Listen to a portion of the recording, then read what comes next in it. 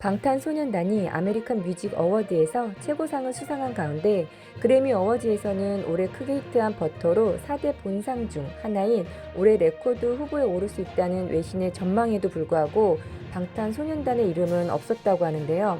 어떤 내용인지 알아보겠습니다. 그룹 방탄소년단이 아메리칸 뮤직 어워드에서 최고상을 수상하며 고지를 밟은 가운데 다시 한번 미국 최고 권위의 대중음악 시상식인 그래미 어워드 수상에 도전한다고 하는데요. 2년 연속 노미네이트에 성공한 이들의 수상 가능성은 지난해보다 높게 점쳐지고 있습니다. 그래미 어워드는 23일 공식 홈페이지에서 진행된 라이브 스트리밍을 통해 총 86개 부문의 2022 그래미 어워드 수상 후보 명단을 발표했는데요. 수상 후보는 지난해 9월부터 올해 9월까지 발표된 음악을 대상으로 음반 산업 종사자 협회인 레코딩 아카데미 회원들이 선정했습니다. 방탄소년단은 지난 5월 발매한 버터로 올해 그래미 어워드의 베스트 팝 듀오 그룹 퍼포먼스 부문 수상 후보에 이름을 올렸는데요.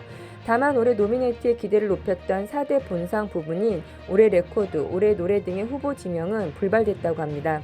방탄소년단의 4대 본상 부문 노미네이트 불발에 외신 역시 일침을 가하며 그래미의 평가에 대한 아쉬움을 드러냈는데요. AP통신은 올해 레코드와 올해 노래 부문에서 SNS와 음악 차트를 모두 석권한 몇몇 주요 싱글이 제외됐다라며 놀라운 것은 방탄소년단의 버터가 퇴짜를 맞았다는 것이라고 그래미의 평가 기준을 직접적으로 지적하기도 했습니다. 다소 아쉬움이 남는 노미네이트 결과 속에도 올해 방탄소년단의 그래미 첫 수상 가능성은 지난해보다 더 높게 점쳐지고 있는데요. 이들은 앞서 지난해 다이너마이트로 같은 부문 후보에 첫 노미네이트가 된 바 있습니다. 당시 수상 가능성이 높게 점쳐졌지만 수상에는 실패했는데요.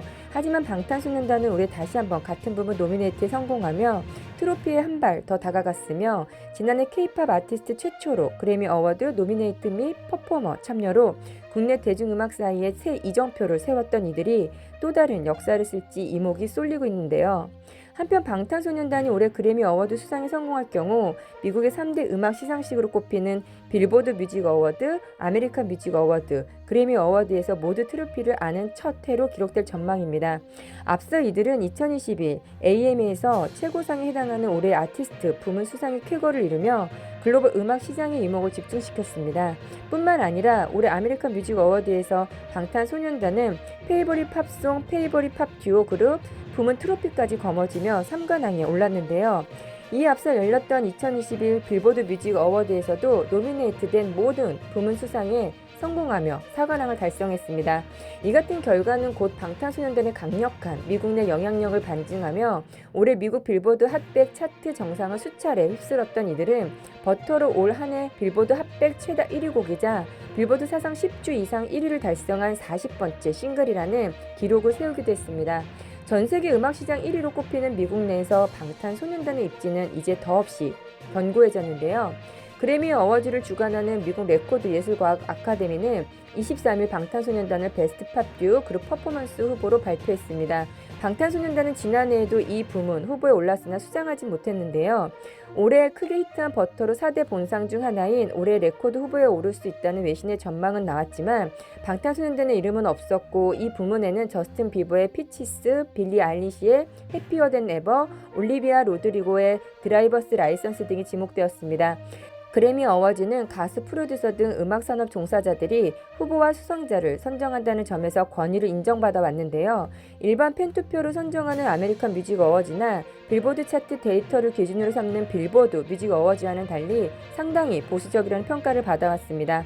그간 비영어권 가수 등의 배타적이라는 평가를 받아왔고 BTS가 수년간 세계 음악 시장의 활약을 펼쳤지만 그래미 어워즈 후보에 오른 것은 지난해 제63회 그래미 어워즈가 처음이었는데요. 포버스는 당시 그래미의 인종차별은 이미 비밀이 아니다 라고 지적하기도 했습니다. 이 상을 주관으로 하는 미국 레코드 예술과학 아카데미가 미국 백인 남성 위주로 시상식을 운영한다는 비판을 받기도 했는데요. 이번에 방탄소년단이 본상인 올해 레코드 후보에 제외되면서 이런 비판은 더욱 거세질 것으로 보입니다. 2017년 아델이 비욘세를 제치고 상을 받자 그래미는 너무 하얗다 게시글이 사회관계망 서비스에 올라왔었습니다. 특히 올해 시상식에서는 지난해 큰 인기를 끈 캐나다 출신 흑인 가수 더 위켄드가 후보 지명조차 되지 못하자 비판이 더욱 거세졌는데요. 더 위켄드는 후보 발표 직후 그래미는 부패했다는 트위터를 남기기도 했습니다. BTS 팬클럽 아미도 BTS가 본상 후보에 오르지 못하자 여전히 백인들의 그래미라며 불만을 드러냈는데요.